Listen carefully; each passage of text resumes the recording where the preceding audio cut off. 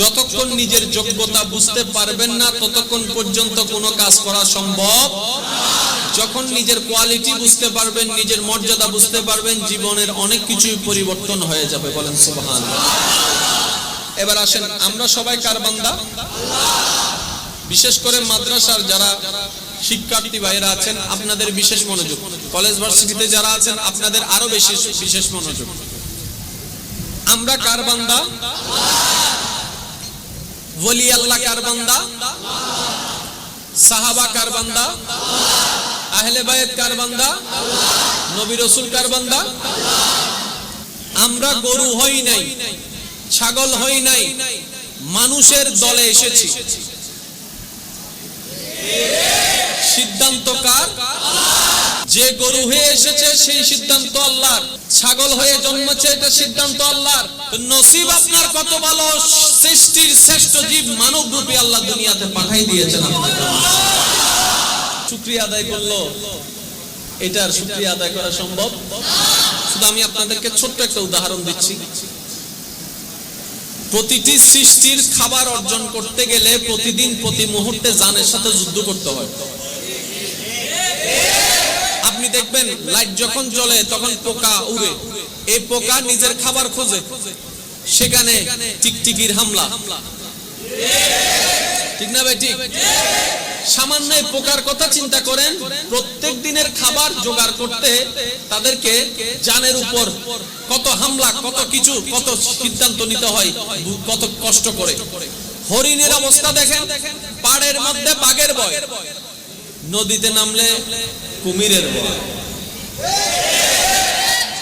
এটা কি মাসে একবার নাকি প্রত্যেক দিন এই কাহিনী?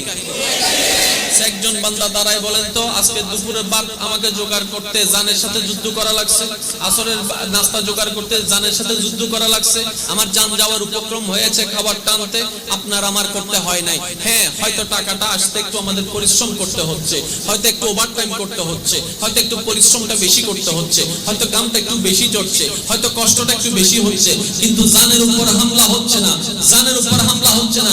এটাই তো আল্লাহ পাকের বড় দয়া। সুবহানাল্লাহ। খান কিংবা না কেন অন্তত জানের উপর যুদ্ধ আসে। বাছাই করেছেন কে? জোরে বলেন। এবার বলেন, আদম কার বান্দা? আওয়াজ জোর বড় লাগবে। নূহ কার বান্দা? হযরত আদম আল্লাহর বান্দা, হযরত নূহ আল্লাহর বান্দা, হযরত মূসা আল্লাহর বান্দা, হযরত ঈসা আল্লাহর বান্দা, হযরত দাউদ আল্লাহর বান্দা, হযরত ইব্রাহিম আল্লাহর বান্দা, হযরত ইসমাঈল আল্লাহর বান্দা, হযরত ইসহাক আল্লাহর বান্দা, হযরত ইউনূস আল্লাহর বান্দা, হযরত শামূন আল্লাহর বান্দা, হযরত দানিয়েল আল্লাহর বান্দা, হযরত ইসহাক আল্লাহর বান্দা, হযরত ইউনূস আল্লাহর বান্দা। কোন বান্দা? যারা নবী, যারা রাসূল। এবার খেয়াল করবেন, আলাস্তু বিরাব্বিকুমের সেই ঘটনা কোরআনের মারফতে হুজুরদের আলোচনার প্রেক্ষিতে আপনার আমার সবার জানা আছে।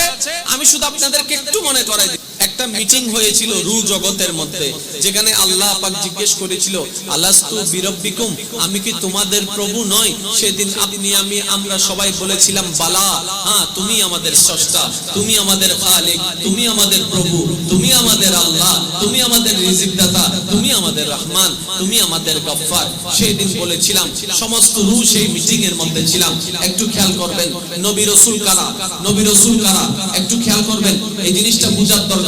আল্লাহ পাক আপনার আমার নবীকে কেমন শান দিয়েছেন, কেমন মান দিয়েছেন বুঝার দরকার আছে। এতগুলা সৃষ্টির ভিতরে গরু, ছাগল, হাঁস, মুরগি, এতগুলা সৃষ্টির ভিতরে মানবকে আল্লাহ শ্রেষ্ঠ বানিয়ে দিয়েছেন, আশরাফুল মাখলুকাত বানিয়ে দিয়েছেন। এই মানব জাতির ভিতরে অনেকগুলা দল আছে, এই দলের মধ্যে শ্রেষ্ঠ দল হচ্ছে মুমিন বান্দা। এই মুমিন বান্দার মধ্যে অনেক ক্যাটাগরি আছে, তোর মধ্যে খাই গ্রেড ক্যাটাগরির কিছু বান্দা আছে। ওই বান্দাদের ভিতর থেকে আল্লাহ সবাইকে এক জায়গায় করলেন, ওই বান্দাদের ভিতর থেকে কিছু কিছু বান্দাকে আল্লাহ আলাদা করলেন। এই কিছু কিছু বান্দা যাদেরকে আল্লাহ আলাদা করেছেন তাদেরকে আল্লাহ নবী বানিয়েছেন, রাসূল বানিয়ে দিয়েছেন। সুবহানাল্লাহ। বান্দার ভিতর থেকে আল্লাহ পাক আদম নবীকে কি করলেন? বাছাই করলেন। কোরআনের ভাষায় যেটাকে বলা হয় ইন্নাল্লাহা আস্তাফা আদামা, আল্লাহ আদমকে বাছাই করলেন, মূসাকে বাছাই করলেন, ঈসাকে বাছাই করলেন, দাউদকে বাছাই করলেন, ইব্রাহিমকে বাছাই করলেন, ইসহাককে বাছাই করলেন, ইউনূসকে বাছাই করলেন, ইমরানকে বাছাই করলেন, দানিয়েলকে বাছাই করলেন। তোমরা এদিকে আসো, আদম এদিকে আসো, আসো, ঈসা এদিকে আসো, দাউদ এদিকে আসো।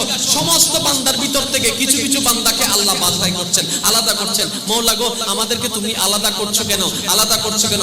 ওই ওদের সাথে মিটিং আলাদা, তোমাদের সাথে আরেকটা পার্সোনাল মিটিং আছে, পার্সোনাল মিটিং আছে। তোমরা এদিকে আসো, তোমরা এদিকে আসো, সবাইকে